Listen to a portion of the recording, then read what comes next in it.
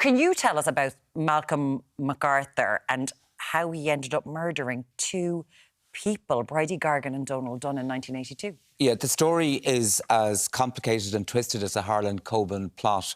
Yeah. And it might be a little bit complicated to try to describe it all within the space of 10 minutes or so, or even within an hour. But essentially, he was an aristocrat. He came from a very well-to-do family in County Meath. They always had a lot of money. He had a governess. He was privately educated as a child. His dad died when he was in his mid-20s, and he inherited the farm from his dad, which he subsequently sold rather than sold. And he went and got the equivalent of about €1 million.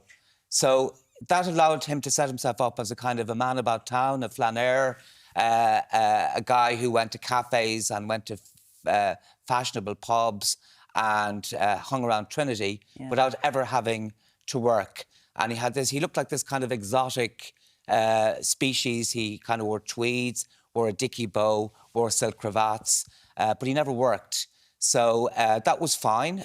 He was slightly odd. He didn't talk very much. He only spoke to people when spoken to. He was kind of distant and he was aloof. Some people described him as a kind of an oddball, which was fine. And he never came to the attention of anybody. And very few people knew him. But then 10 years after he received his inheritance, he ran out of cash. He was on his uppers. He had frittered away his inheritance. By that stage, he and his partner and their young child were living over in Tenerife. He became obsessed with having no money. He didn't want to work. So he decided that he was going to kind of reinvent himself. And he'd read about the IRA carrying out armed robberies in post offices and in banks. And he decided that he'd become one of those. He had no life skills. He didn't have a clue about how to go about it. So he came back to Ireland and tried to set himself up as an armed robber. And the results were catastrophic.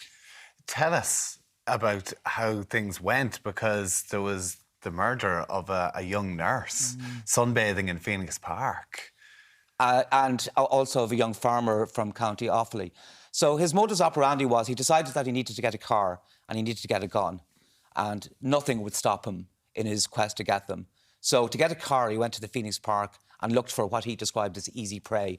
And he found this young nurse, Bridie Gargan, gold-winning nurse from County Meath, who just happened to be sunbathing on a beautiful day in the Phoenix Park. He came upon her, tried to steal her car.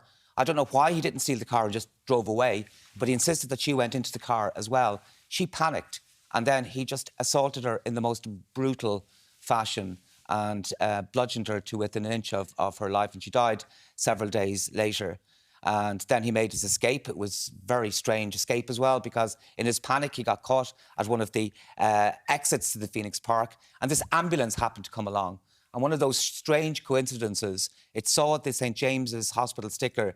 Bridie Gargan worked in St. James's Hospital, and it gave him a blue light escort all the way to the hospital, making good his escape. He got to the hospital, he did a U-turn, and then he just vanished into thin air. And then he materialised again 2 days later when he responded to an ad in the paper for a shotgun for sale in County Offaly.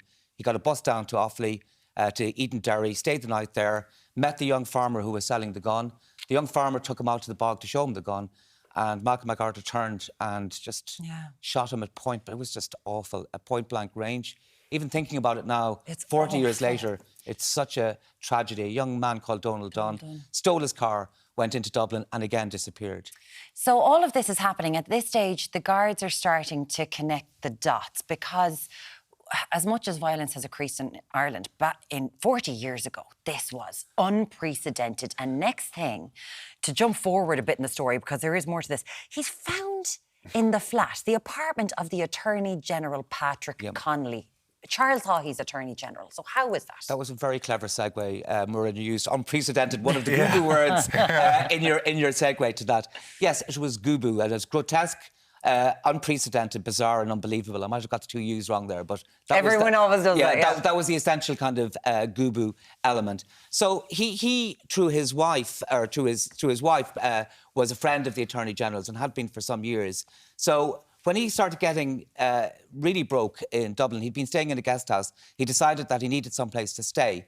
So he appeared at the doorway of Patrick Connolly, who was a family friend. But Patrick Connolly also happened to be the Attorney General, the top law officer in the land. And he stayed with him for 10 days. And during the course of it, they went to an All-Ireland hurling semi-final together, where Patrick Connolly, who was a huge GAA fan, went to the Ard Corlia section, and Malcolm MacArthur went to the Hogan stand, travelling around in a state car driven by a Garda driver. Patrick Connolly, of course, was completely oblivious to the fact that his house guest was the man wanted for these two murders. So the guards eventually figured out that this very exotic kind of creature, he was a little bit like a false widow spider, you know, very exotic, but also very, very dangerous and very unpredictable. And he would have killed again had the Gardaí not caught him.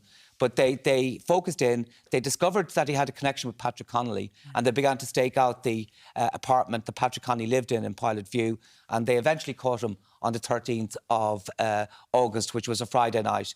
And that created a huge sensation when the media found out that the man wanted for the two most notorious murders in the state for half a century had been caught in the apartment of the top law officer. Just all hell broke loose. Yeah, and a lot of questions about that relationship as well. But then Patrick then got in touch with the Taoiseach, Charlie Haughey, to ask could he go on holidays. Yeah, he had booked a really expensive holiday for himself. He was going to travel by Concorde from London to New York and spent 2 weeks going around the States, staying in top dollar hotels. He'd paid a huge amount of money for his holiday. He was determined to go on it. But obviously Charlie Haughey knew nothing about this at the time. No, he rang Charlie Haughey, and Charlie Haughey was staying on Inishvikalon, which was his holiday island off the coast of Kerry. At the time, the phone connections were very poor. It was a very bad line. There might have been some drink taken on Charlie Haughey's behalf. Patrick Connolly might not have told him everything about what had happened. Charlie Haughey didn't appreciate the import or gravity of what had happened. I don't think he really fully understood that the murderer was actually caught in Patrick Connolly's flat. So at the end of the conversation, he apparently said bon voyage and allowed the Attorney-General go on holidays, which he did. Yeah. But that was a calamitous decision because the media hounded Patrick Connolly all the way to New York. Charlie Haughey was informed the next day about everything that happened. He realised the gravity of his mistake. He summoned Patrick Connolly back to Ireland. He arrived back exhausted and had to resign. And then there was a famous press conference in which that very famous phrase, GUBU, or the adjectives that formed GUBU were actually said. And it almost brought that government to its knees. The government stumbled on for another 2 months. It was a real ramshackle government. And then it just collapsed in September, October of that year. It was just extraordinary from beginning to end. One of the first of many scandals that then plagued Charlie Haughey for the rest of his career. But when we talk about this, Malcolm MacArthur, who is out now, and I see him on the streets of Dublin all the time, and you've met him when you were preparing for this book. He was charged with one murder, and that was of Bridie Dargan, the nurse that he murdered brutally in Phoenix Park. But Donald Dunn was never charged with murder, and this has always left questions over why they didn't. They said it was about expense, and sure, we have him for one murder. Yeah, that has caused huge controversy and massive injustice to the Dunn family. Yeah. And they campaigned for years to have that overturned. So there was one murder conviction, one nolli prosequi. There was a deal done behind the scenes, obviously. And I think the thinking behind the defence was that if he was done for one murder, his chances of an earlier release would have improved. Because if you're done for two murders, it's probably a little bit longer before you're entitled to undergo the whole release process.